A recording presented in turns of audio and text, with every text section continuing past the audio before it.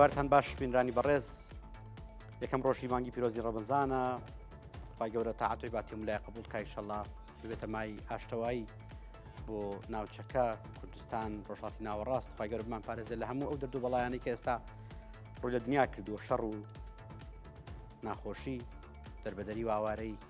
جارێکی تر کوردەکان بە شێوازی گشتی پارێزراو بن. ئێستا سیاسەتی ڕۆژهاتی ناوەڕاست لە بینی تەوقەی دیبلۆماتکاران یان جارێکی تر چەخماخەی شەڕ.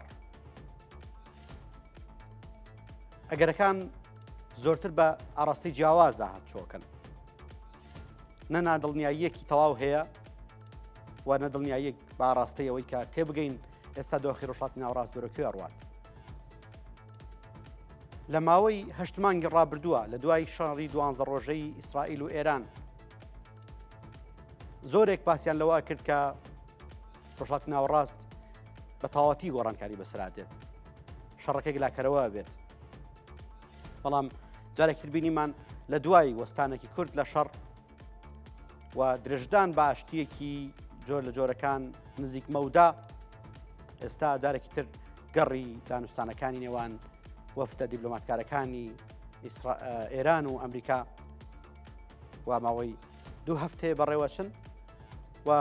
هەمووان چاویان لەسەرەوەیە کە ئایا دۆخەکە بەرە و ئاشتێکی سار دەڕوات یان بەرە و شەڕێکی گەرم.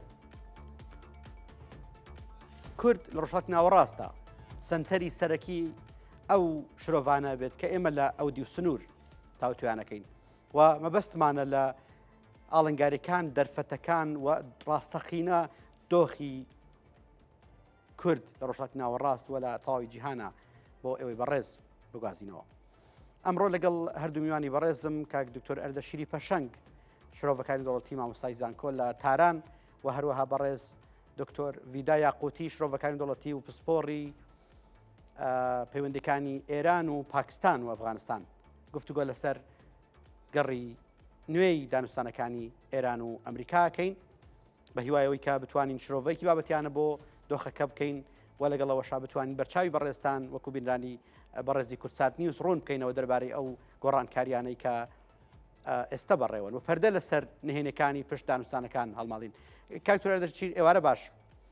خۆشحاڵم کە پاش مدەتێک جارێکی تر پێکەوەین بە هیوای لەش ساغی و سەلامەتی بۆ بەڕێستان. دکتۆرگیان حەزەکەم باس لەوە بکەین کە ئێمە قۆناغی جیاوازی دانوستانی ئێران و ئەمریکامان هەیە لە سەردەمی جەواد زەریف وەزیری پێشووتری دەرەوەی ئێران کە بە جەکۆبا ناسرا هەتا ئێستاش کە عراقچی وەزیری دەرەوەی ئێستای حکوومەتەکەی پزیشکیان درێژە بە دانوستانەکانەدات. ئەگەر وای دابنین کە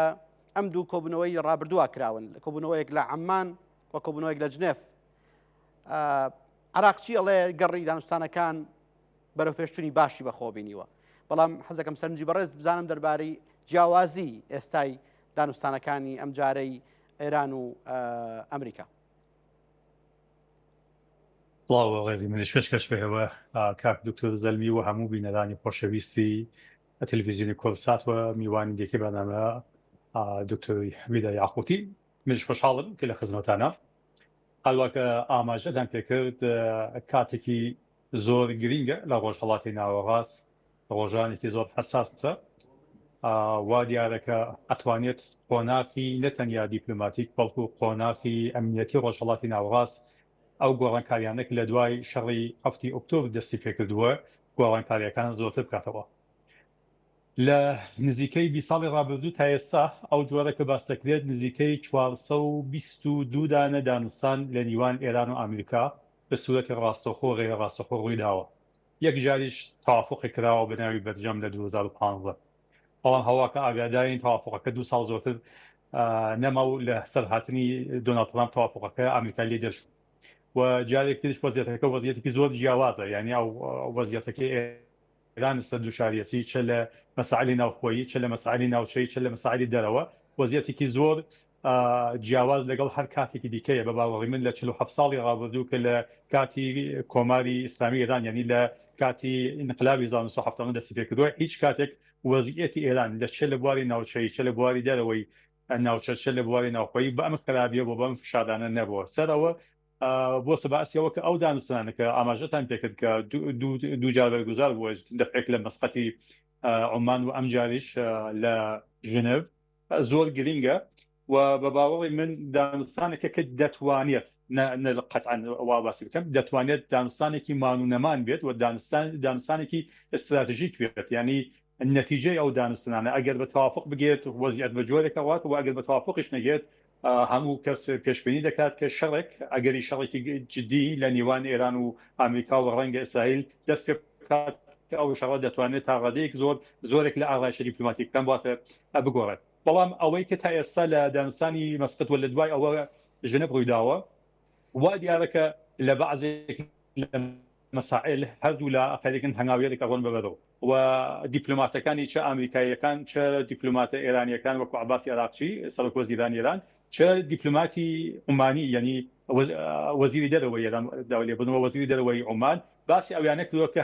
هەنگاوێکی باش بووە توانیانە تا ڕادەیەک تەفاحمیان بێت و قرار بووە کە لە دوو هەفتەی داهاتوو ئێران بە نووسین پێشنیارەکانی خۆی ئاراستەی ئەمریکا بکات و ئەمریکاش لەسەریا بیر بکاتەوە ئەمە شتێکە کە دوێکە بەڵاو بووە بەڵام ئەم بەیانیە ئێمە شاهدین کە تحلیلێکی دیکە یان نەزەرێکی دیکەش بەڵاو بووە ئەو جێری وەنس جشینی سەر کۆماری ئەمریکا ئەوش ئاماژەی کرد کە لە لایەکەوە هەنگاوێکی باش بەروباش دەڕات بەڵام لە لایەکی دیکەوە زۆر سەختە گەیشتن بە تەوافق باسی ئەوەیە کردووە کە ئێران لەسەر بەعزێک لاوانە کە ئەمریکا هێڵی سوور ناویان دەبات کە دیار نییە و هێڵی سوور ئەمریکا چییە دەتوانێت حەد سوورێنکە ڕەنگەکە چی بێت وتێسی ئێران لەسەر هێڵی سوورەکان انعتافی نیشان نەداوە و ئەگەر انعتاف نیشان نەدات ئەگەری ئەوەیە کە دانوستانی سێوم بە شکست بهێنێت و وەزیعەتەکە کامەڵەن جیاواز بێت یعنی ئێستا هێمە دوو نیشانەی جیاوازمان هەست لە دانوستانی دووم لە ژنێڤ بەشێکە وەسەکە تەفاحمێک هەست کە نەخشە ڕێگایەک دروست بکرێت و بەشێکی دیکەش باسی وەسەکە هێشتا لەسەر هێڵە سوورەکانی ئەمریکا یا ئەو شەرتانەکە دۆناڵد ترامپ باسی کردووە کە پێشتر لەمە بە 8 مەسئلە یا 8 شەرتی ئێلان کردو بوو بەڵام دیار نییە لە دقیق لە دانوستانەکان لەبان کامیانە سوورترە وا دیارەکە هێشتا ئێران انعتافی نیشان نەداوە و وەزیەتێکی ئاوا هەست ڕۆژانێکی حساسە ئەش بزانین کە ئەو واکنشی ڕەهبەرانی ئێران و هەروە واکنشی دیپلۆماتکارەکانی ئەمریکایی لە ڕۆژانی داهاتوو چۆن دەبێت زۆر باشە کاکتۆرە دەشیر ئەوەی کە ئێستا ئەبینرێت با بڵین جۆرەکان تا ڕادێک هەندە سەرداوی دانوستانەکان بەر میدیاکان کەوتون یا سینگتانکان شرۆڤی جیاوازیان بۆکەن ئەمەیە کە ئەمریکا چەند خاڵێکی گەورەی تۆخ کردوێتەوە دانێکیان پەیوەندی بە بابەتی ئۆتۆمیەوە هەیە باڵین دۆخی ناوەکی ئێران دووەمیان پەیوەندی بە دابەزاندنی ئاستی توانای موشکەکانی ئێرانەوەی چکە لە استراتیژی ئاسایشی نیشتیمانی ئەمریکایە کە لە کۆتایی 2025 بڵاو بۆتەوە ئەمریکا بە دیاریکراوی باز لە ئاشتی ئیسرائیل دەکات و لێرەیە ئەوەی کە ئەخوێنرێتەوە ئەوەیە کە ئەمریکا چاوی لەوەیە کە موشکەکانی ئێران توانای با بڵین هاژەکەکانیان نەگاتە ئیسرائیل ئەمە بە دیاریکراوی باز کراوە یان هێشتا شەر قسەی میدیاییە یان زیاتر باڵێن شرۆڤەی میدیاییە نەک زانیاری میدیایی هەڵوەکە دەزانین دۆناڵد ترامپ کەسێکە زۆر دەربەندی ئەو مەسائلی دیپلۆماتیک و تەشریفاتەکە هەموو سەرۆکۆماریە هەموو ڕێبەرێک لە دنیا بەتایبەت لە ئەمریکا وەپێی متحدین نین و فرێک لە مەسائل کە دەتوانێت مەسائلێکی نهێنی بێت بە ئاشکرا لە سوشال میدیاکان بڵاوی دەکاتەوە ئاماژەم پێ کرد کە چەندین شەرت یا پێشەرتی دانابوو پێشتر کە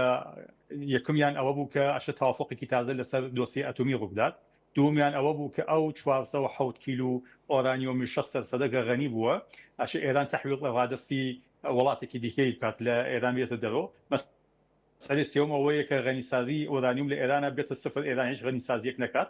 و بعد مەسئلەی چوارم لەسەر موشکەوە کە ئاماژەتان پێ کرد کە محدودیتێک بۆ موشک ئێران دروست بکات چ لە تعدادا چ لە ئەوەی کە بوردی بە ئیسرائیل و بۆ وڵاتانی دیکە نەگەێت باسی 300 کیلومتر دەکەن لە حاڵێکە موشکەکان ئێران ڕەنگە تا نزیکەی 2000 کیلومتریش بە ڕاحەتی جێبەجێ بکەن و مەسائلێکی دیکەش هەتا باسی خۆپێشاندانەرەکانی کردو بوو باسی جێبەجێیی ڕەهبەری ئێرانی کردو ئەمانی هەموو مەطرح کردووە بەڵام ئێستا فکرەکەم کێشەکە لەوەیە نوعێک پارادۆکس لە بینی ئەوەی کە ئامریکا گەرەکێسی و ئەمری واقعەکە هەست. ئەگەر ئێستا پێش لە شەڕی 12 ڕۆژە وایە ئەو شتێکە ئێستا کۆماری ئیسلامی ئێران حازرە لەسەری کۆتا بێت و ئەنعتاف بدات ئیدئالترین وەزیعەت بوو کە ئامریکا پێش لە شەڕی 12 ڕۆژە گەرەکی بوو. یعنی ئەو شتانە کە پێش لە شەڕی 12 ڕۆژە ئامریکا داوای دەکرد و ئێران دانی پێ نەدا ئەنعتافی نیشان نەدا. ئێستا ئێران بە باوەڕی من ڕاحەتر ئەوانە ئەنعتاف بدات. بەڵام کێشە ئەوەسە تەحلیل کەس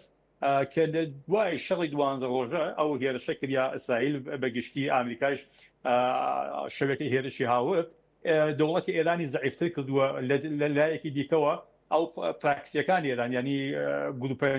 نیابەتەکان ئێران هەر وەکو حەماس لە غەزە وەکو حزب الله لە لوبنان وەکو نەمانی بەشار ئەسەد لە سووریە یا ڕژیمی بەعس لە سووریە و تەضعیفبوونی هەشە شەعبی لە عێراقا یا حوسیەکان لە یەمەن هەموو ئەوانە دەست بەدەست یەکتری داوە کە ئێران لە ئاستی ناوچەیشە زۆر وەزنی بێتە پاتووە. ئەمانە دەست بەدەست یەکتری داوە کە بەعضی کەس لە واشنگتۆن و هەروەها بە تایبەت لە تلاویڤ باسی ئەوە دەکەن ئێژن لەم کاتە کە بە زمنی ئەو بە زەعمی ئەوان کە ئێران زۆر زەعیفترە لە بوارانێکی دیکە لە مەسائلی ناوخۆییشە دوچاری خۆپێشاندان و اعتراضاتی جدی بووە. ئەژن لەم وەزیعەتە ئێمە ئەتوانین ئیمتیازێکی بێشتر بگرین. ئەمە بووە سەباعەتی ئەوە کە ئێمە ڕێک نازانین دقیقاً ئامریکا لە دانوستانەکانی چی گەرەکە ئەوەی کە وەکو من وەکو تحلیل خۆم بیری دەکەم من فکر دەکەم کە ترامپ ها بە شوێن تەوافقێکی جدیە. یعنی بۆ ترامپ لە هەنگاوی ئەوەڵ تەوافقێکی تازە و بەرگێکی دیپلۆماتی کە نیشان بدات هەمیشە باسی ئەوە دەکات کە ئێران ئەگەری دەستپێکردن بە چەکی ئەتۆمی هەستێژ ئەگەرە ئەو تهدیدی گەورەمە لا بردووە. بەڵام لە پێناوی ئەمە کە من فکر دەکەم زەمینەکە مساعدە بۆ ئەمە ئەوەیە کە بیر لەوە دەکەنەوە کە ئایا دەست بدەینە بانی مەسئلەی موشکی ئایا دەست بدەینە بانی گروپی نیابەتیەکان ئەوەی کە جبهەی مقاومەت ئێران باسی دەکات ئایا دەست بدەینە بانی شتانێکی دیکە ئەمە سەکە بۆ سەباعەتەوە کە وەزعەکە تۆزێک نادیارە و هەروەهاش تا ئێستا هیچ کام لە هەردوو لا چه ئێران چه ئامریکا دقیق ڕوونیان نەکردۆ لە سوشال میدیا یا لە ناو میدیاکانە کە دقیقاً خەریکن لەسەر چی باس دەکەن. بەڵام سەرەکیترین مەسئلەیە کە خەریکن لەسەری باس دەکەن ئەوە کە دیارە لەسەر مەسئلەی ئەتۆمیە و ئەگەر تحلیلێک بکەین ینی تحلیل محتەوای ئەو شتانە کە دیپلۆماتکارەکانی ئێرانی خەریکن باسی دەکەن باسی لەسەر غەنیسازی سفر و غەنیسازی یا ئەوەیە کە ئێران بۆ ماوەیەکی 3 تا 5 ساڵ یەکلایانە غەنیسازی تەواقف پێ بکات ئەو 400 کیلوگرام بداتە دەرەوە. ئێران بێشەر ها بە شوێنەوە کە تەواقف و دانوستان و مذاکرە لەسەر پەروەندەی هەستەیی بێت لەسەر مەسائلێکی دیکە نەبێت. بەڵام ئەوەی کە تەرەفی مقابل چی گەرەکە تەحقیق بجارێکان ڕوونیە. زۆر باش. کاکتۆرە لەشیر کاتێک کە سەیری ئەم دۆخەکەین بۆ هەردوو لا بۆ ئێران و بۆ ئەمریکا ئەتوانین خوێندنەوەی جیاوازی بۆ بکەین. ینی بۆ نمونە ئەمریکا وەکو پێشتر ئاماژەم پێکرد استراتیژی ئاسایشی نیشتیمانی کۆمەڵێک خاڵی تۆخ کردوێتەوە. یەکێک لە خاڵەکان ئەڵێ ئێمە جارێکی تر ئەمریکا لە ڕۆژهەڵاتی ناوەڕاست تا پارەکەی بۆ پاراستنی هیچ کە سەرف ناکات و پارەکەی ناخاتە خزمەتی سەرفکردنی هیچ کەس پاراستنی ئاشتی کەسێکەوە. هەر کەسێک دەیەوێت کە ئێمە بیپارێزین ئەبێ بێت تێتووی شەڕەکان بدات. بەڵام ئەمەمان خاتە بەردەم یەک تێگەشتنەوە کە دوورکەوتنەوەی ترامپ لە بڕیاری شەڕ ترسە لە ئەو زیانە مادی گەورەی کە بەر دارایی ئەمریکاکەوێت بەس بۆ وەزعەتی مادی ئەمریکاکەوێت. چونکە ئەو تا ئێستا ڕەنگە بۆ شەڕی 12 ڕۆژە باس و خوازێک هەبوو کە هەندێک لە وڵاتانی ڕۆژهەڵاتی ناوەڕاست وڵاتانی خەلیج عەرەبی ئەوەی ئێران خۆی ئەڵێ خەلیجی فارس بەشێک بوون لە هاوکاری ئەمریکا بۆ لێدان لە بنکە ئەتۆمیەکانی ئێران. بەڵام ئێستا ئەم وڵاتانە خۆیان دژبەرن بەمە و تا سعودیە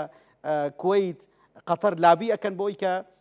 شەڕەکە ڕوو نەدات. کەواتە یەکێک لە گەورەترین هۆکارەکان کە ئەوەی وای کردووە کە ئێستا ترامپ بیر لە هێرشی سەربازی نەکاتەوە یان بەلانی کەمەوە لە ئێستا ڕەنگە بابەتی ئەو تێچووە زۆرە بێت کە چاوەڕوانەکات لە شەڕێکی درێژخایەنە لەگەڵ میلەتێکی گەورەی 90 ملیۆنی وەکو ئێران لەگەڵ پاوەرێکی ڕۆژ لە ڕۆژەکان پاوەرێکی سەرەکی ڕۆژهەڵاتی ناوەڕاست بۆ ئێران جەبهەی جیاوازی هەبووە جەنابەت باست کرد پرۆکسی جیاوازی هەبووە لە 6 وڵاتی جیاوازە هێزی هەبووە وجودی هەبووە هەژمۆنی و هەیمنەتی هەبووە. ئەم بابەتی بە نەزەری بەڕێزت ئەمریکا فقط ئەم فاکتەرەیە کە واناکات هێرش بکات یان شتی تریش هەیە کە خۆی دەبورێت یا با بڵێن ئاشتی دەخاتە پێش شەڕەوە؟ نەهەتا ئێستا لەسەر بەرنامەی ئاسایشی نەتەوەی ئەمریکا کە بەڵاو بووەسەوە هەر لە ساڵی ئاخرەکانی ساڵی 2015 کە بۆ ئەوەڵین جار دۆناڵد ترامپ بۆ هەڵبژاردننی سەرۆکۆماری خۆی کاندیدا کردبوو یەکێک لە جددیترین ڕخنەیەکە بە سەر کۆمارانی پێشوو چه جمهوری خوازەکان چه دموکراتەکانی واردەکرد ئەوە بوو کە من دیسان شەڕ ناکەم و پارە بۆ شەڕ نادەم شوێنی سەربازی ئەمریکی بۆ وڵاتێکی دیکە ناڕژێنم و باسی ئەوەیە دەکرد کە ئەو کارەکە جۆرج بوش کردوویەتی هێرش ئاوردن لەسەر عێراقا لە 2003 لەسەر ئەفغانستانە 2001 بووە بەعسی بەرژەوەندی وڵاتانێکی دیکە وەکو ئێران و نزیکەی 5,000 میلیارد دلار یا 5 تریلیۆن دلار ئەمریکا خەرجی کردووە لەو دوو شەڕە چەندین هزار ئەمریکی کوژاون بەڵام هەتا بەرژەوەندەکانش ئەوەندە جێبەجێ نەبوون هەمشادین لە ئەفغانستان بەگشتی وڵاتیان ڕادستی هەر ئەو گروپە کرد کە ئەمریکایەکان لە 2001 وڵاتیان لە سندوێنی تاالبان ئەمە سەر بەرنامەی سەرەکی دۆناڵد ترامپ بووە بە شوێنی هیچ شەڕێکی دیکە نییە بە شوێنی ئەوەی کە ئەو جۆرەکە ئێمە وەکو شەڕی کلاسیک باسی دەکەین کە سەربازی ئەمریکی بێت کە ئەمریکا واردی شەڕێکی دوورودێژ بێت بە هیچ عنوان نییە یعنی جیا لە مەسئلەی پارەکە جیا لە مەسئلەی دژایەتی وڵاتانی ناوچەکە کە ئەوانیش هیچ کامیان پێیان خۆش نییە ڕەنگە پەیوەندیەکانیشان لەگەڵ ئێرانە بەعزێک وڵات پەیوەندیەکی زۆر باش نەبێت یا حتا دڵنیگەرانیەکیشیان لەگەڵ کۆماری ئیسلامی ئێران نەبێت بەڵام بە تەحلیلی گشتی لە ڕۆژهەڵاتی ناوەڕاست ئەوەیە کە ئەگەر شتێک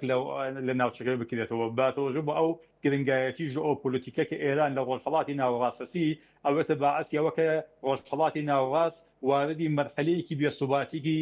زۆرتر نائەمنیەکی زۆرتر بێت بۆ وەزعیەتێکی پێشبینی ناپەزیر بێت و هەموو وڵاتانی ناوچەکە دەرگیری خۆی بکات و ئەوەوێتە باعەسیەوە کە زۆرێک لە بەرنامەکانی گەشەپێدان زۆرێک لە مەسائلێکی دیکە هەموو تحت شعاع قرار بگرێت هەموو ئەمانە هەست لەلایەکەوە لەلایەکی دیکەشەوە ئێمە شاهدین کە تقریبا 40 ڕۆژ بە لە ئەمڕۆکە لە وەنێزوئێلا چی ڕوویدا ترامپ لەسەر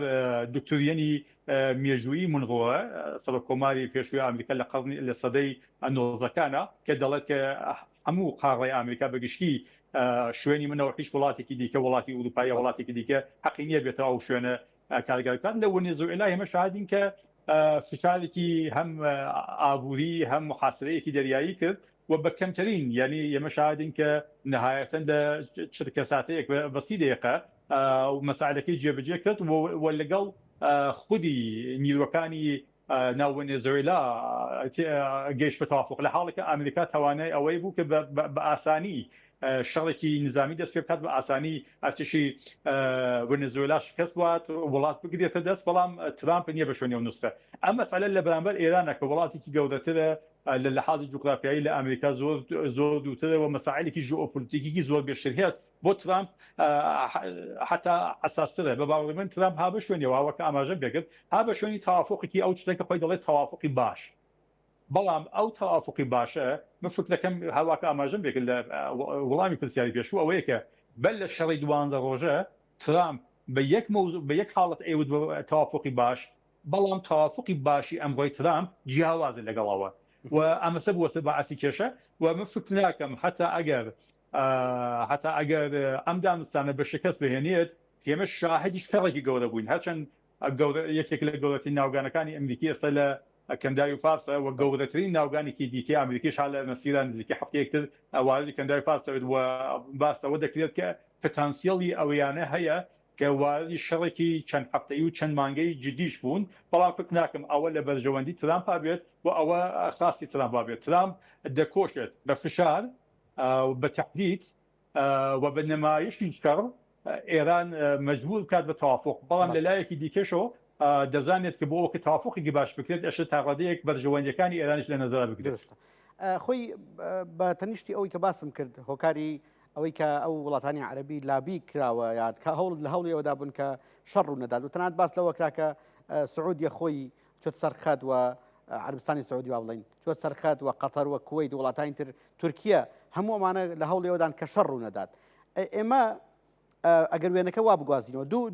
دوو جەمسەری سەرەکیمان هێڵژات ناوەڕاستە مدەتێک تقریبا با بڵین زیاد لە دوو دەیە زیاتر ئێران پاوەرێکی سەرەکی وەڵژات ناوەڕاستە و بەشێک لەم وڵاتانە دڵیان بە دراوسێتی ئێرانیش خۆش نەبووە لە پەیوەندی زۆر خراپا بوون بەتابەت جەناب دەزانی هەتا کاتی هاتنی سەر بەڕێز ڕئیسی بۆ سەر حکوم لە سەرۆکوەزیرانی ئێرانە پەیوەندی نێوان عەربستانی سعودی و ئێران لەو پەڕی خراپیا بوو تا ئەو کاتەوە جارێکی تر سیاسەتی دراوسێتی دەست پێ کرد و دراوسەکانی ئاشت کردەوە و جارێکی تر پەیوەندەکانی نێوان عەربستانی سعودی و ئێران تا ڕادێک ئاسایی بوونەوە. ئێستا بەرامبەر بەمە ئەمان ترسیان لەوەیە کە ئیسرائیل گەورە بکرێت. ینی بۆ وڵاتانی عەربی، بۆ عەربستان، بۆ تورکیا، بۆ وڵاتانی تری کەنداو جیاوازیەکی ئەوتۆ نییە چه ئیسرائیل گەورە بێت چه ئێران هێزی هەبێت. بۆی ئەمان بەدوای باڵانسێکەوەن. پێت وایە بگەنە دوواجا بگەن نەتیجەیە کە باڵانسێکی وا لە ڕۆژهەڵاتی ناوەڕاستە بێتارەوە؟ من تاڕادەیەک دەنگتان بەباشی نەبیست، بەڵام گرتم کە چی دەڵێن. ئەوە کە باسان کرد دقیقەن وایە، یعنی بۆ وڵاتانێک وەکو عەرەبستانی سعودی، وەکو تورکیە، بۆ وەکو عێراق یا وڵاتانێکی بە قودرەتی کەمتر، هەتا وەکو ئەفغانستان کە هاوسایەی دەرەوەی ئێرانن، یا وڵاتانی دیکە لە کەنداوی فارسا، گرنگ ئەوەیە کە یەک بێسوباتی لە منتەقەکە لەمە بێشتر نەبێت، دوو شەڕێک ڕوونەدات کە شەڕەکە بێتە بەعەسی هۆی نیگەرانی و مەترسی فرە بۆ سەر ئەوان، هەواکە شاهدین ئەمریکا لە زۆربەی وڵاتانە پایگای هەزوا گەر بێتە شەڕێک ئێران بێگومان دەتوانێت ئەگەر شەڕەکە جدیتر بێتە هەڕەشە و مەترسیەکی جدیش بێتە سەر وڵاتانە. و لە لایەکی دیکەش ئاماژەتان پێکرد ئەگەر ئەم قەیرانە کە ئەمریکا و ئیسرائیل دەستیان پێکردووە لەگەڵ ئێرانە بڕواتە بەردەوە، وەزع و وەزنی ئیسرائیل قورستر بێت بە بەرژەوەندی وڵاتە عەرەبیەکان نییە، قورستربوونی وەزنی ئیسرائیل دەبێتە باعەسیەوە کە لەسەر مەسئلەی فلستین امتیازێکی کەمتر بدات، لەسەر مەسائلێکی دیکە لە ڕۆژهەڵاتی ناوەڕاستە ئیسرائیل بێتە ئەکتێرێکە ئەتوانێت هەڵ جۆرەکە لە سووریە خەریکە دخالەتەکان، لە لوبنان خەریکە دخالەتەکان، ئەتوانێت ئەو دخالەتانە کە بێسوباتی دروستەکات بێشت بکات. حەچەند من بە باوەڕ فکر بەرداشتمەوەیەکە بە قەتعیەت ناتوانین بڵین کە ئیسرائیل ها بە شوێنی ڕژیم چێنج لە ئێرانە باسی دەکات، بەڵام لە بەرژەوەندیەکانی دوورماوەی ئیسرائیل بە فکر بە باوەڕ من هێشتا تا ئێستا تا ئەم لەحظە ڕژیم چێنج نییە لە ئارایانە، ئەو ئەوان هەن بە شوێنیەوە کە کۆمارێکی ئیسراتیژیک نییە بۆ کامیان. بەڵێ بەڵێ بەڵێ بەڵێ بەڵێ لەسەر ئەوە زۆربەی وڵاتەکانی ناوچە هیوادارن کە مەسەلەکە بە وەزعیەتێکی ئەرزم بە حوزورتان دیپلۆماتیک هەل بکرێت، بەڵام دیپلۆماسیەکە وا بێت کە یەک سەنعەتی هەستەی ئێران، پەروەردەی هەستەی ئێران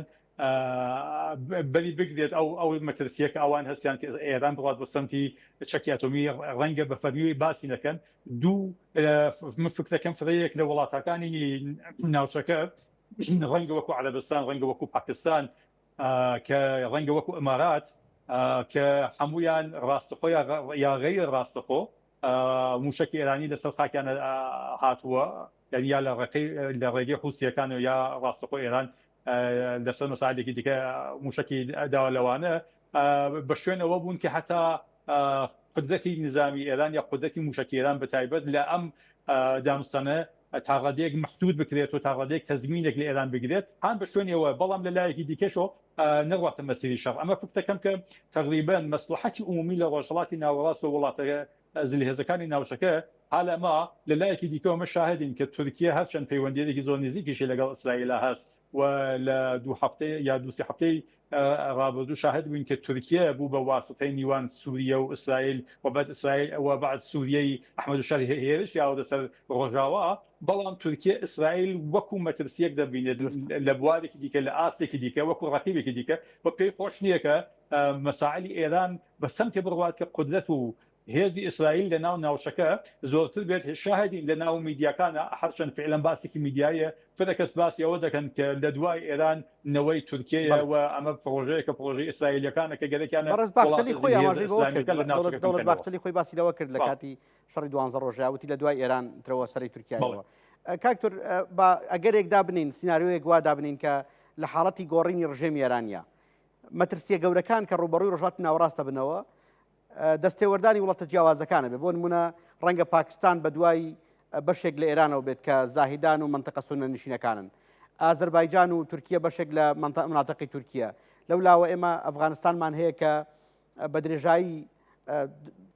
50 ساڵی ڕابردوو پەیوەندێکی تا ڕادێکی زۆر خراپ هەندە جار باش لەگەڵ ئێرانەکان هەیەیان بووە و ئەوانیش بەشێکن لە سنوور. لەم لاوە دۆخی سووریا و بەهێزبوونی سونە لە ناوچەکەیە. ئەگەر وای دابنین کە ئێران با بڵێن ڕژەمەکە بەرەو گۆڕانکاری ڕۆشت، مەترسیە گەورەکان کە ڕووی لە ناوچەکەکەن کامانە بن؟ فکرەکەم کە هەرچەند ناتوانین بڵێن ئەمە سناریۆیەکی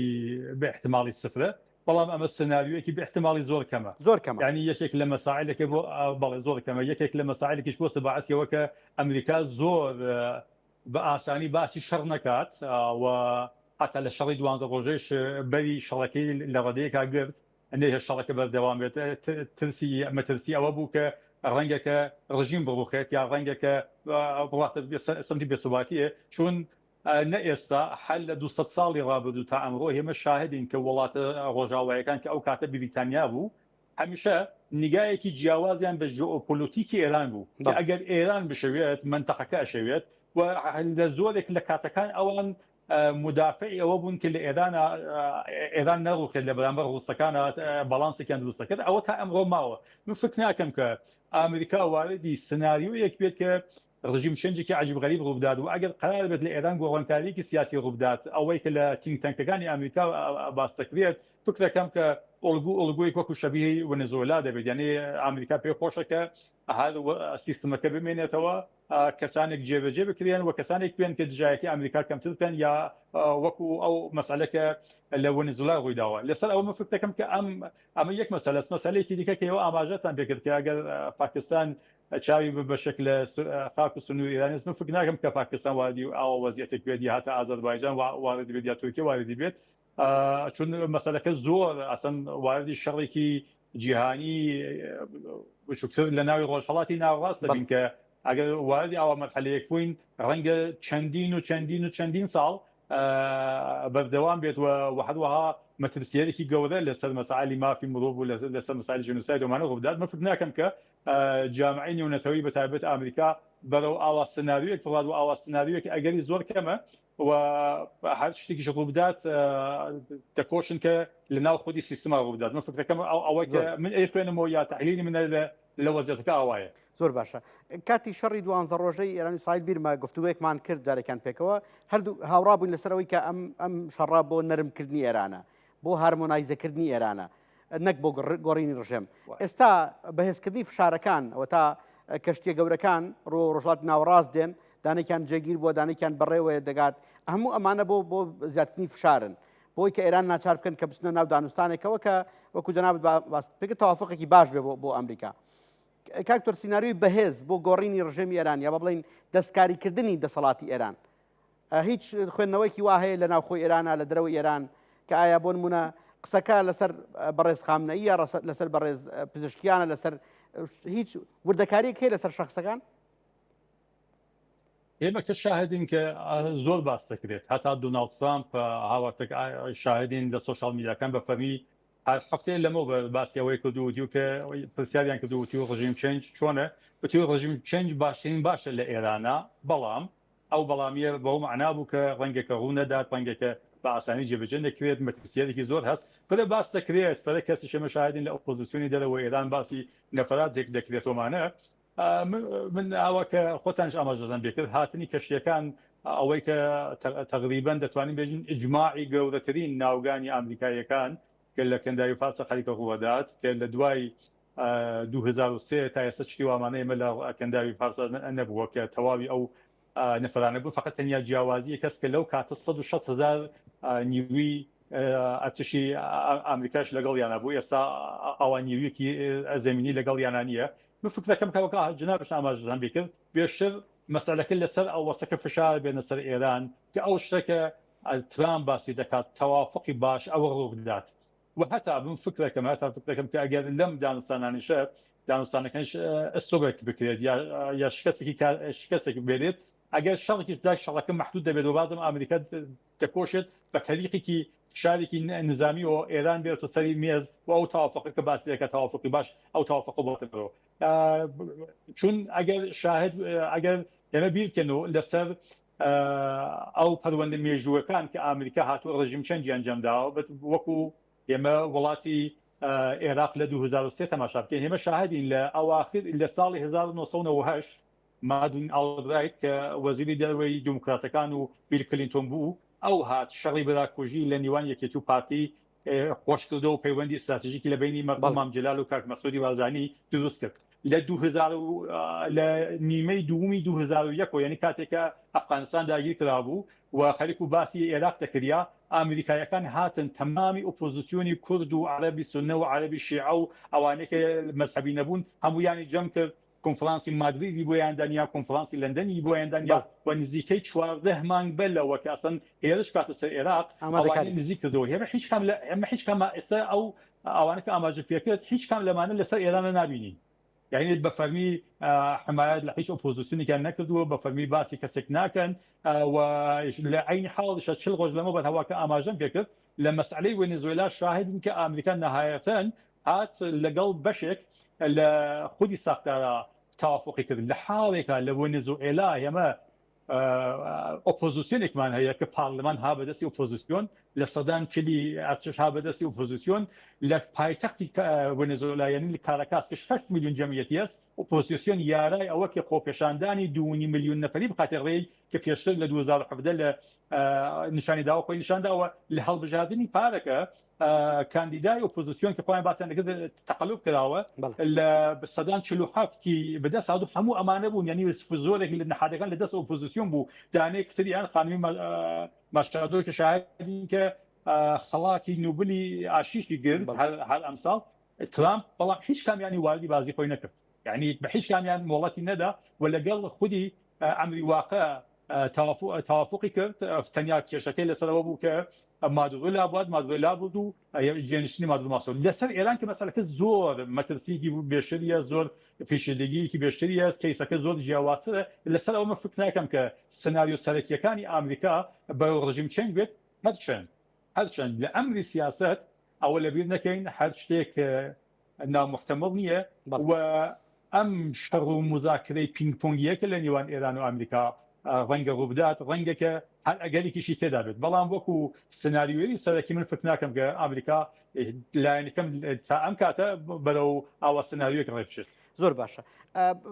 دوو جۆر ڕەنگە خوێندنەوەمان هەبێت بۆ ڕژیم چینج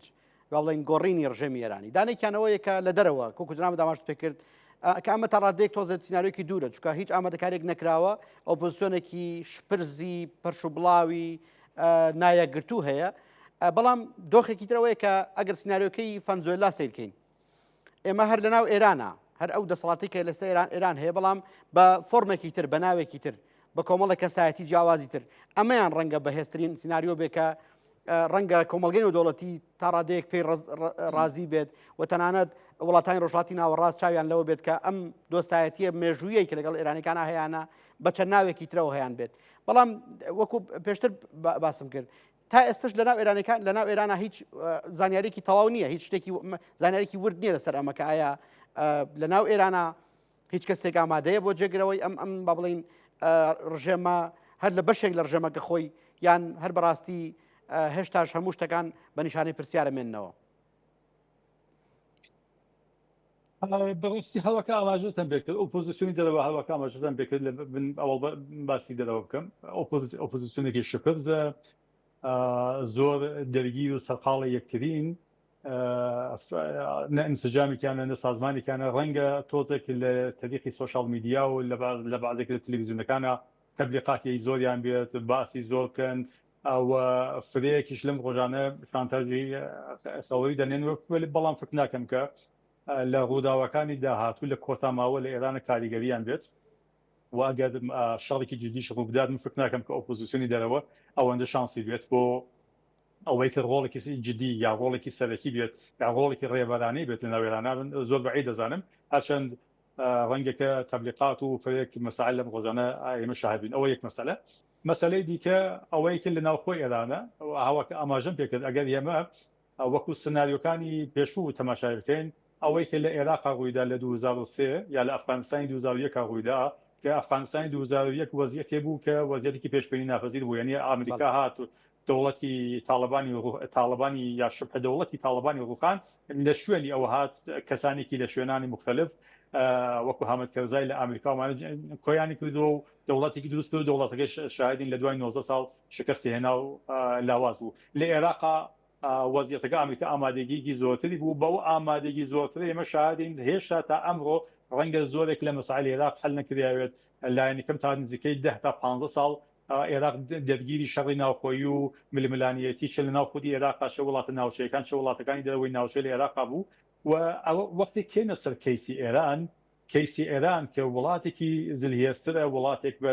لایەنەکەم 90 میلیۆن نەفەر جەمیەتە وڵاتێکە قودرەتێکی ژئۆپۆلیتیکی جدی هەست ئەسڵەن بیرکردنەوە لەسەرەوە کە ئاواسەرنەوە شێرێک بۆ ئێران بێت بۆ خودی شخصی ترامپ سەرێشەیەکی گەورەیە و من فکر ناکەم کە ترامپ بە شوێنی ئەوە بێت کە بەخۆی سەرێشەیەکی گەورە دروستکات ترامپ ها بە شوێنی ئەوە کە لە کۆتاترین کاتە بە کەمترین خەزینە باشترین دەستکەوت بەدەستێت و باشترین دەستکەوتش لە دیدی ترامپ ئەوەیە کە ئەم ڕۆژانە ئەگەر وەکو کلیدواژە بە تەماشای بکەین یعنی ئەو کیبوردی ئەسڵێکە ترامپ لەسەری باسەکەات ئێژە من حڕەشە و مەترسی گەورە لەسەر چەکی ئەتۆمی کە ئێران دەستی پێ بکات گەرەکمە ئەوە بەری ئەوە بگرم و ترامپ شاهدین کە من فکر دەکەم کە ئەگەر حتا دەتوانێت بەمیشە ڕازی بێت بەڵام لە کناری ئەمیشە تەزمینیەرێک بگرێت لەسەر پرۆکسیەکان یان نیرۆنیابەتیەکان ئێران تا ڕادەیەک لەسەر مەسەلەی موشکی ئەتوانن لەسەر بەعزێک لە خاڵەکان وەکو ئەوەکە ئێران تەزمین بدات کە موشک بۆ وڵاتێکی دیکە نەتەقێنێتەوە موشک بۆ وڵاتێک نەپرۆشێت ئەتوان لەسەر ئەمە من فکر دەکەم کە ئەگەری تاوافق لەسەر ئەوە حاڵانێک هەست من فکر دەکەم کە ئەو سناریۆ کە ئامریکایەکان هەم بە شوێنی ئەوەسە بەڵام ئەوەی کە لە ناو خودیش ئەگەر قرارش بێت اتفاقێکیش بکەوێت لە ناوخوا من فکر دەکەم کە ئەوەکە جنەبتان ئاماژەتان بکرد لە ناو خودی سیستەمە احتمالاً ئێمە شایدی ئەوە شتێک بووین لە ناو خودی سیستەمیشان لەم ڕۆژانە ئێمە باس دەکرێت لە ناو میدیاکانە وەکو هەموو باسانێک دەکرێت هەموو ناوانێک ئەتێت بەڵام من فکر ناکەم تا ئێستا تا ئەم لەحظەکە من لەگەڵ جناتانە خەریک قسە دەکەم مەسالەیەکی جدی بێت لە ناو تارانە ئەوانێکی کار بەدەستن هێشتا ئێتماد بە نەفسیان هەڵە سەرەوە هێشتا فکر دەکەن کە دەتوانن مەسەلەکە لە ناوی ئەم دانوستانانە حل بکەن هێشتا وەختی کە سۆخەڕانی دەکەن بە ئێتماد بە نەفسەوە باس دەکەن وەکو وەسەکە شتێک ڕووی نەداوە ئەوە ئەموو نیشانەی ئەوەسەکە تەحلیلی ناژم ئەمە دروستە یان نادروستە هێشتا ئەوە تەحلیلی کەسانێک ناوتارەوەسەکە وەزیعەتەکە حالێت کۆنتڕۆڵی خۆیانە و مەترسیەکە ئەوەندە فرە نییە و من فکر دەکەم کە ئەگەر بێن و سەری بەحسی دانوستانەکانیش لە تارانە دانوستان جدی گیراوە ئەوە جدیش لە سەرەکارەکەن ڕەنگە لە ناو میدیاکانە ڕەنگە لە ناو میتینگەکانە باسانێکی دیکە بکرێت بەڵام ئەوەی کە گرنگە ئەوەیە کە لە ژنەڤا چی قسە دەکەن لە مەسقەدا چی قسە دەکەن و هەردوو لاکە فعلەنیش تقریبا باسی ئەویانە بە جدی نەکردووە کە خەریکن لەسەر چی خاڵەوەدەکان چین بەڵام هەروەکە ئاماژەم پێک لە وەڵامی پرسیاریەک کە چه دیپلۆماتەکانی ئەمریکی چه ئێرانی چه عومانی باسییان کردووە کە هەنگاوێک چۆسە بەر فعلەن چاوەڕوانی هەنگاوی ئەوەکە ئێران لە دوای 2 هەفتە باس بکاتەوە کە بە مەکتوب پێشنیارانێک بدات. زۆر باش کاکتۆر ئێستا باسی حکوومەتی عراقی بابەتی گەرمە ئەوە ئێمە هەڵبژاردنێکمان هەبوو لە ساڵ ڕابردووە و تا ئێستاش حکوومەتی عراقی دروست نەکراوە هەڵبژاردن بۆ سەرۆک کۆمار نەکراوە هەڵبژاردن بۆ بڵین سەرۆک وەزیرانی نوێ ڕانەسپێراوەوە گفتوگۆکان هەمویان بە ڕاستەیەکی با بڵین ناسەرکەوتووە ئاڕۆن دۆخێکی ناسەرکەوتووە ئاڕۆن و بینیمان بە دیاریکراوی دۆناڵد ترامپ سەرۆکی ئەمریکا تەدەخولی کرد لە قسەکردن لەسەر کاندیدی بەیتی شیعیان ماڵی شیعەکانی عێراق چوارچەوەی هەمانگی شیعەکان بۆ دانانی بەڕێز نووری مالکی وەکو کاندیدی خۆیان کە ئەوان هەموو تاوافقیان سەر کردبوو ینی هەندە زانیاری هەیە لە کۆی 12 بەشدار بووی ناو کۆبوونەوەکە 10 کەسیان پشتیوانی بەڕێز مالکیان کردووە کە کاندیدی ئەوانە بۆ سەرۆکوەزیرانی ئێستا عێراق بەڵام دۆناڵد ترامپ ئەوە تا بە تویتێک هەموو ئەم دۆخە ڕائەگرێت ئەوانە ئەمە دیسان کاریگەریە بۆ با بڵین ئێران با بڵین ئەمریکا دەیەوێت ئێران دەستی ئێران ڕابگرێت لە عراق دەستی ئێران کۆتایی پێبێنێت وەکو چۆن لە وڵاتانی تریشا کردوێتی و بەشێکە لە فشار بۆ دانوستانیان پەیوەندی بە دۆخی عراقەوە جیاوازە. فکرەکەم هەم بەشێکی پەیوەندی بە مەسەلەی ئێرانە هۆیە لە دیدی دۆناڵد ترامپ هەم بەشێکیش کێشەی خودی شخصیەتی دۆناڵد ترامپ فکر دەکەم هەمومان لەم ڕۆژانە لە سۆشال میدیا فیلمێکمان چاو پێکەوتووە کە دۆناڵد ترامپ و وەزیری دەرەوەی ئەمریکا ڕۆبیۆ لە شوێنێکە دانیشتون و ڕۆبیۆ لە ناو کاغەزە شتێک دەنووسێت کە نهێنیە بە ترامپ لە ناو نووسینەکە دەڵێت کە هەرێکی قسە دەکەی باسی ئەمیشە بکە با ئەوان متوەجه نەبوون بەڵام وەختی کاغەزەکە داد بەدەستی ترامپ ترامپ بەدەنگی بەرزەوە هەر بە میکرۆفۆنەکەی دەڵێت کە وایە وت و ئەسەن ئەو لەحظە سەیری دەموچاوی ڕۆبیۆدەکەی لە تعجبە ماسۆ ینی ترامپ پەدیدەیەکی زۆر جیاوازە من فکر دەکەم ئەو وەزیەتە کە ترامپ لەسەر نوری مالکی باسی کرد بەشێکی ئەگەڕێتەوە بۆ ئەو شخصێتی پێشبینی نەکریاوە و بەشێکیشی کاریگەری نوێنەری پێشووی ترامپە کە بلافاصلش لە دوای چەند ڕۆژ لە دوای ئەم مەسەلە جێبەجێ کرد ڕەنگە یەکێک لە مەسائلەکەش ئەوە بێت کە ڕاوێژکاریکی زۆر باشی بە ترامپ نەداوێت وایە مەشاهدین کە تەمباراکی بەڵێ سابایە لابردووە تەمباراکی کردووە بە نوێنەری تایبەتی خۆی لە عێراق بەشێکی ئەمەسە یعنی بەشێکی ئەمە واقعەتی خودی ترامپ و خودی ئەم وەزیەتی ترامپ کێشە سادە نەفقەت بۆ عێراق بەڵکو بۆ وەزارەتی دەرەوەی ئەرزم بە حوزتان خودی ئەمریکا چون ئێستا هەر کەسێک لە عێراق بێت بە سەرۆکۆمار چ نوری مالکی بێت چه کەسانێکی دیکە بێن ئەوەندە تەجروبەی سیاسی و ئەزمموی سیاسیان هەیە کە لەگەڵ ئەمریکا یەکودو نەکەن لەگەڵ ئەمریکا وەزیەتەکە ئاڵۆز نەکەن چۆن دەزانن کە سەبات و سەقام و بەتایبەت ئابووری عێراق تا ئەتلاعی ثانەوی تحت شوعای سیاستەکانی ئەمریکیە ئەوە دەزانن کە ئەمری واقع ئەوەسە بەڵام ئەو قسەکە کردیەسی ئێستا وەزیەتێکی واقعا پێچیدەی دروستکردووی ئەگەر لە لایەک و بەیەکی شەعی کۆتا بێت و نوری مالکی واتە جێبەجێ بکات بە نوعێک بە تەواوی عێراقیەکان نیشانەدات کەەوە ئەمریکایەکان کە دەڵێن کێ بێت بە سەرۆک وەزیر و کێ نەبێت بە سەرۆک وەزیر و بە لەحاڵی پرستیژی دیپلۆماتیک لە خودی نەتەنیا لە ناوی عێراقا بەڵکو لە عەرچەی ناوچەی ڕۆژهەڵاتی ناوەست و لە عەرچەی نێونەتەوەیی بۆ عێراق زۆر مەسەلەیەکی زۆر خراپە یعنی حتا ئەگەر باشترین سەرۆک وەزیرێکی دیکە بێتە سەرۆک وەزیری عێراق بەڵام لە بواری پرستیژا بۆ عێراق ئەوەی کە سەرۆکی وڵاتێکی دیکە دەڵێت کە من دەڵێم ئەوە نەبێت خۆب ئەمە کێشەیەکە کە شخصی ترامپ دووسی کرد ڕەنگە کەسێت سەرۆکۆمار لە ئەمریکا بۆیە حتەن شتی وایە نەوت ئەو یەک مەسەلەیەکی دیکەش هێڵە سوورەکانی ئەمریکا لە عێراق ئاماژەتان پێکرد بڵێت یەکێک لە مەسائل ئەوەسە کە نفوذ و قدرەتی ئێران لە عێراق کەمکەنەوە ئەوە بە تۆڵۆقێکی جیاوازش هەم بە شوێنیەوە هێڵی سووریان داناوە کە وەزارەتە ئەساسەکانی ئەمنی و سیاسی بە ئەوانەیەکی نزیک بە هەشە شعبین یا ئەوانێکی نزیک سەر بە ئێرانن بەوانە نەدەبێت لە هەنگاوی ئەوڵەوە تاسە وەزارەتیان پێ نەدەن لە هەنگاوی دووماوتان نەدەبێت بەڵام ئەمریکی واقعی شەست هەڵبژاردنێکی لە عێراق ڕوویداوە کەسانێک تعدادی کورسیەکانیان زۆرترە کە بە لەحاظی سونەتی بە ئێران نزیکترن بەڵام عەقڵی سیاسی لە عێراق فکر دەکەم کە هەنگاوانی کاتۆسە بەرتورۆ و لەم ساڵانیشە عێراق ئەزمموونێکی فێر بووە هەتا هەرێمی کوردستانش بە نەوعێکی دیکە کە چۆن دەتوانێت باڵانس ڕابگرێت لە بینی تاران و واشنگتۆن وە لە عینی حاڵا خەریکی دەکۆشێت ئەستقلالی خۆی دووسات من فکر کە بەشێکی مهمی داستانەکە مەسەلەی خودی شخصێتی ترامپە کە دخالەتێکی نابێجێ کرد لەو وەزیەتە و ڕەنگە ئەیتوانی غیرە فەرمی باسی بکات بەڵام هەوەکە ئاماژەم پێکرد ئەو مساڵە وتم خدمەتان لە تۆڕە میدیاکانە چاومان پێکرد ترامپ کەسێکی ئاواسە کاکتۆر زۆر سوپاس ماندوومان کردی بەس کۆتا پرسیار با لەسەر ئەوە بێت ئێران هێشتا هەژمونی بەسەر عێراقەوە ماوە ئەوە تا ئێستاش لەگەڵ پێکاتنی گفتوگۆکان بۆ پێکاتنی حکوومەتی عراقی باس لەوە کرێت کە ئێرانەکان پێداکردن لەسەرەوەی کە ئەم جارە شیعەکان وەزارەتی خارجی عراق وەرگرن ئەوە بە درێژایی با بڵێن ماوەی ڕابردووە تا با بڵێن مدەتێکی زۆر وەزارەتی خارجی لای کورد بووە و ئێستا قسە لەسەرەوە کرێت ئەمە زانیاری میدیاییە کە باس لەوە کرێت کە شیعەکان پێداگرن لەسەرەوەی وەزارەتی خارجی ئەم جارە بۆ ئەوان بێت ئەمە ئێران ئەوێت لێرەوە کەناڵێکی تری هەبێت بۆ دنیای دەرەوە لە حاڵەتی ئەوەی کە پێویستی بە وەزارەتی خارجی عراق بێت و کەناڵێک خۆی بەکاری بێنێ یان نەخێر ئەمە هەر دۆخێکە گۆڕانکاریەکی ناوخۆییە و عراقیەکان دەیانەوێت خۆیان باڵانس ڕاگرن من فکرەکەم کە بەداخەوە تا کاتێکە ناوماڵی کورد ئەز بە سەرەکیانی کورد نتوانن بە یەک و بگێن ئەوە ئاماژەتان کرد کە پاڵەمانی عێراق هەڵبژاردنی کراوە پاڵمانی عێراق تەشکیلنەوە بەڵام ساڵێک بە لە هەڵبژاردننی پاڵەمانی عێراق هێمە هەڵبژاردننی پاڵەمانی کوردستان ڕوویداوە تا ئەمڕۆ پاڵەمانی کوردستان نەکراوەسەوە و کارەکانی سیاسی قوفڵ بووە تا ناوماڵی کورد یەک نەگرێت لە هەرێمی کوردستانە وەزیەتی کورد لە بەغدادا وەزیەتەکەی وەزیەتێکی ڕوبە لاوازبوونە وەختی کە پڕدەنگی لە ناوی کوردەکانە بێت طبیعەتەن بەلەوە کە ئەسڵ ئەمە سناریۆ ئێران بێت من فکر دەکەم ئەمە سناریۆی خودی شیعەکانە لە عێراقا هەم بە شوێنی وە قودرەتی خۆیان بەستکنەوە هەڵەتکە ئاماژەتان پێکرد تەنیا ساڵێک وەزیری دەرەوە شیعە بوو هەموو ساڵەکان کورد بوون بە فکرەکەم ئەمە ئێران ئەوەکە ئێران هابە شوێنی وەکە وەزیرێکی دەرەوەی عێراقی لە ئێران حمایەت کرد ئەوەندە لە ئاڵامی عەمەڵەوە نییە چون ئێمە شاهدین کە ئێستا وەزیری دەرەوەی عێراق دژ بە ئێران قسە بکات ڕەنگە کە خۆی وەکو شخصی خۆی کاک فواد حوسێن دیدگانی بێت بەڵام وەکو وەزیری دەرەوەی عێراق من نەمدیوە کە دژ بە ئێران قسە بکات ئەو جۆرە کە سەرۆک وەزیرانی عێراق جاروبار لەسەر